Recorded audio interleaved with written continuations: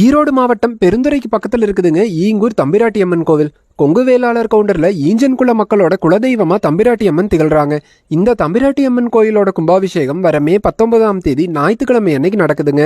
காலையில 6 மணிலிருந்து 7:30க்குள்ள ராஜகோபுர கும்பாபிஷேகமும் 8:30லிருந்து 9 மணிக்குள்ள தம்பிராட்டி அம்மன் கும்பாபிஷேகமும் நடக்குதுங்க. மே 14ஆம் தேதி செவ்வாய்க்கிழமை அன்னைக்கு சாயந்தரம் 4:30 மணிக்கு வேளாள தம்பிரான் மடத்திலிருந்து தீர்த்த ஊர்வலம் நடக்குதுங்க.